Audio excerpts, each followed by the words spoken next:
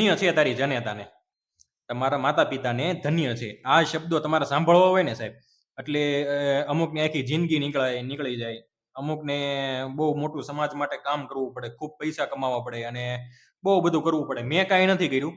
મેં ખાલી મારી આંખ સામે 2-3 દિવસ પહેલા એક પ્રસંગ બન્યો, એ મેં બોલીને યુટ્યુબમાં મૂક્યો અને ફેસબુકમાં મૂક્યો, બરાબર.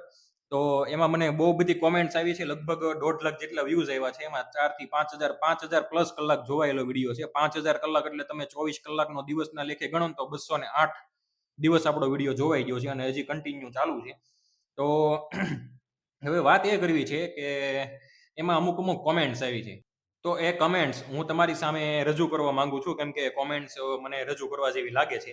તો પહેલી કોમેન્ટ્સ એ છે કે વાહ દોસ્ત, એક જમાના પછી લાગણીશીલ માણસની વાત સાંભળીને દિલ બાગબાન થઈ ગયું. ધન્ય છે તમારી જનેતાને, બરાબર.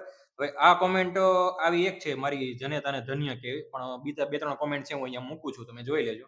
ભાઈ મારી મતલબમાં એવી લાગણીશીલ માણસની વાત જ નથી. મારી સામે જે પ્રસંગ બન્યો એ મેં તમને કીધું અને મને કેવા જેવું લાગ્યું, જે સમાજમાં આપણે જોઈએ છીએ એ મેં રજૂ કર્યું. અને તમારો ખૂબ ખૂબ આભાર કે તમે આ રીતના શબ્દોનો ઉપયોગ કર્યો, જનેતાને ધન્ય છે એમ.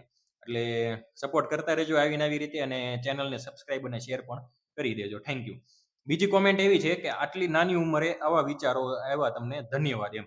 એટલે આમાં જો સાહેબ, હવે નામ નથી ખબર, ઉંમર કોઈ પણ હોય, વિચાર સારા હોય એટલે અત્યારે લગભગ 5, 6, 7 વર્ષના છોકરાઓ પણ ખૂબ મહાન એવી વાત કહી જાય છે, મોટી વાત કહી જાય છે. તો હું તો હજી 30 વર્ષનો થઈ ગયો છું, એટલે આવ્યા બધા વિચારો તો ભાઈ સમાજમાં જોયેલું હોય એટલે તમને આવે ને મને આવે, સ્વાભાવિક વાત છે, બરાબર. ત્રીજી કોમેન્ટ એ છે કે આ સમયમાં નાના મોટા પ્રસંગ ઘર આંગણે જ કરવાના હોય છે, સમય જોઈને ચાલવું પડે. પ્રસંગ બિલકુલ વ્યાજબી ભાવમાં થઈ જાય, પણ વધારાના અને દેખાદેખીના અને અર્થ વગરના ખર્ચને લીધે માણસને હેરાન થવું પડે છે. ભાઈ બહુ સાચી વાત કીધી. અત્યારે આપણે કોઈ પણ પ્રસંગ હોય, હવે નાનો મોટો પ્રસંગ હોય ને સાહેબ, હવે લાડવા લઈને આવતા હોય ને, લાડવા લઈને, તોય તે ફાર્મમાં જવાનું હોય.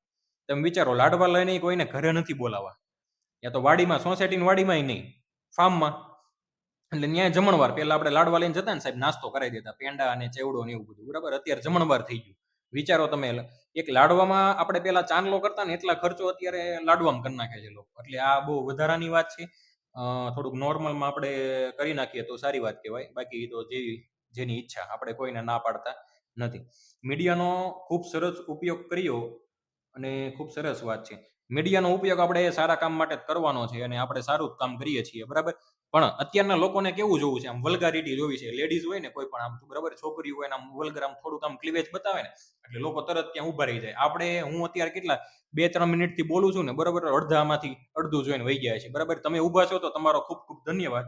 એટલે લોકોને અત્યારે બોડી, છોકરીઓની બોડીની ક્લિવેજ ને એવું બધું જોવું છે. કોઈ માણસ સારું બોલતો હોય ને તો ત્યાં કોઈને ઊભું રહેવું નથી, તરત ચાલવા મળવું છે, બરાબર. સ્ક્રોલ કરી દે સીધો, આ વિડીયો આપણે નથી જોવો એમ, બરાબર. એટલે ધન્યવાદ તમને પણ.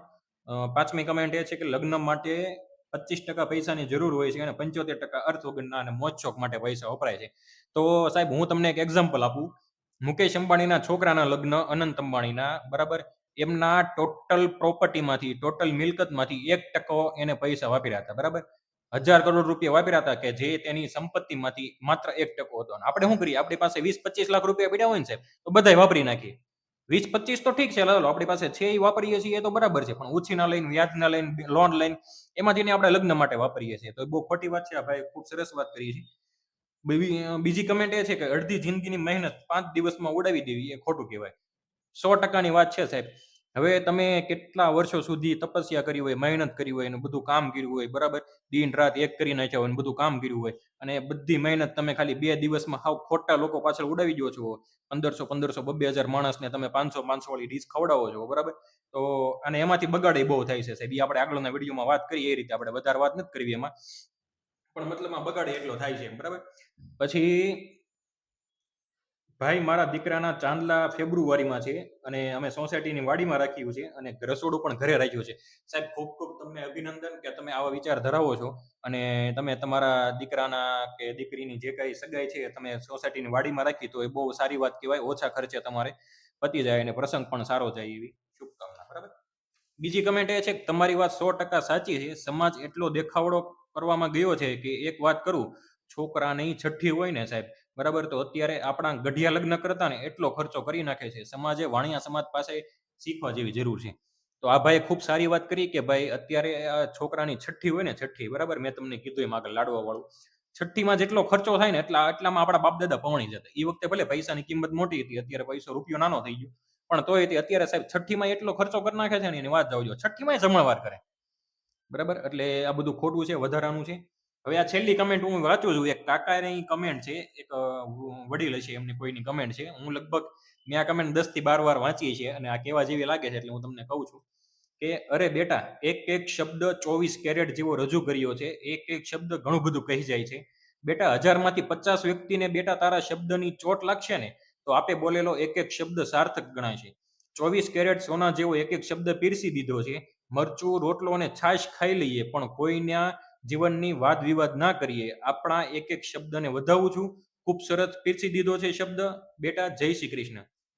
તો આ કાકાને ખૂબ ખૂબ અભિનંદન ને ખૂબ ખૂબ ધન્યવાદ કે તમે આટલું બધું કીધું મને અને આટલું બધું મારો વિડીયો તમે ધ્યાનથી સાંભળ્યો. અને તમે એમ કીધું કે 1000માંથી 50 વ્યક્તિને બેટા તારા શબ્દની ચોટ લાગશે ને તો આ વિડીયો સક્સેસ જાય, બરાબર? તો હું તો 1000માંથી 50 પણ નથી કહેતો. મારો વિડીયો લગભગ 1.5 લાખ લોકોએ આજ સુધીમાં જોયો છે, અત્યાર સુધીમાં. એમાંથી ખાલી 2 થી 5 લોકો એવું માને ને ભાઈ આપણે આ વિડીયો સાંભળીને આપણે ભાઈ ફાર્મમાં લગ્ન નથી કરવા કે ઓછા ખર્ચામાં લગ્ન કરવા છે, ગામડે લગ્ન કરવા છે, તો આપણો વિડીયો સાર્થક ગણાશે, બરાબર? હવે અહીંયા કોમેન્ટ સેક્શન પૂરું થાય છે. જો તમને મારો ટોપિક ગમતો હોય, વિડીયો ગમ્યો હોય અને સારો લાગ્યો હોય તો ચેનલને સબસ્ક્રાઇબ કરજો, ફેસબુકમાં પણ ફોલો કરી દેજો અને આ વિડીયોને બને એટલો શેર કરજો જેથી લોકો થોડાક જાગૃત થાય. જો કે આપણે કઈ મોટા માણસ નથી, મોટા કઈ આપણે શું કહેવાય પ્રધાનમંત્રી નથી, બરાબર?